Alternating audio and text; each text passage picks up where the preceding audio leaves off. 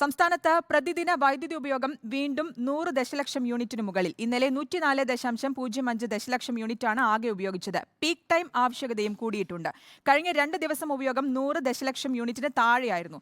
സുനിഷ അയ്യലൂർ നൽകും വിശദാംശങ്ങൾ. സുനിഷ, കഴിഞ്ഞ 2 ദിവസം 100 ദശലക്ഷം യൂണിറ്റിന് താഴെയായിരുന്നു. ഇപ്പോൾ ഇത് പീക്ക് ടൈമിലുള്ള ആവശ്യകതയും കൂടിയിട്ടുണ്ട്. എങ്ങനെയാണ് പുതിയ ഒരു കണക്കനുസരിച്ച് ഈ ഒരു ആവശ്യകത കൂടിയിട്ടുണ്ട്? ആ ഒരു കാര്യങ്ങൾ എങ്ങനെയൊക്കെയാണ്?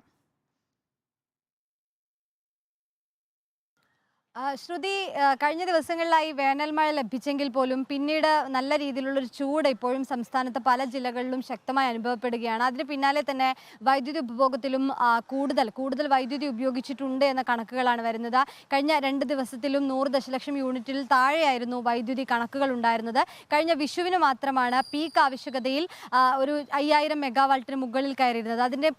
അതിന് മുന്നേയുള്ള 2 ദിവസങ്ങളിലും 4000-ൽ-അധികമായിരുന്നു പീക്ക് ആവശ്യകത ഉണ്ടായിരുന്നത്. 4000 മെഗാവാട്ടിന് മുകളിലായിരുന്നു. പക്ഷേ വീണ്ടും ഈ ചൂട് കൂടുന്നു, ഒപ്പം തന്നെ വൈദ്യുതി ഉപയോഗത്തിന്റെ അളവിലും കൂടുന്നു എന്നത് തന്നെയാണ് മനസ്സിലാക്കുന്നത്. കഴിഞ്ഞ ദിവസത്തെ ഇന്നലത്തെ കണക്ക് മാത്രം നോക്കുകയാണെങ്കിൽ വൈദ്യുതി ഉപയോഗം 100 ദശലക്ഷം യൂണിറ്റിലേക്ക് കടന്നിരിക്കുന്നു. ഇന്നലത്തെ കണക്ക് പ്രകാരം 104 ദശലക്ഷം യൂണിറ്റ് വൈദ്യുതി ഉപയോഗിച്ചിട്ടുണ്ട് എന്നാണ് കണക്ക് കൂട്ടിയിരിക്കുന്നത്.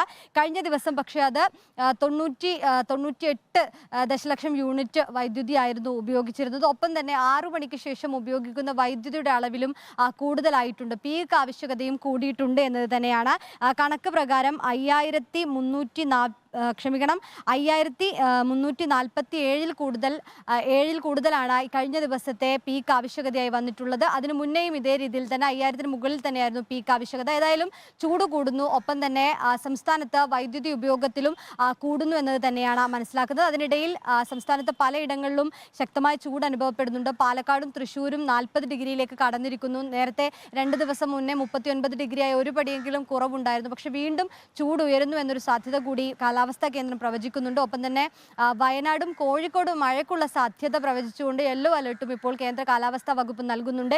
ഏതായാലും വേനൽ മഴ പ്രവചിക്കുന്നുണ്ടെങ്കിൽ പോലും ക്രമാതീതമായി പലയിടങ്ങളിലും ചൂട് കൂടുന്നത് വൈദ്യുതി ഉപയോഗം കൂട്ടാനും കാരണമാകുന്നുണ്ട്. ശ്രുതി. ശരി, സുനിഷ അയ്യലൂരാണ് വിശദാംശങ്ങൾ നൽകിയത്. സംസ്ഥാനത്ത് പ്രതിദിന വൈദ്യുതി ഉപയോഗം വീണ്ടും കൂടിയിരിക്കുകയാണ്. 100 ദശലക്ഷം യൂണിറ്റ് മുകളിലേക്ക് എത്തിയിരിക്കുകയാണ്.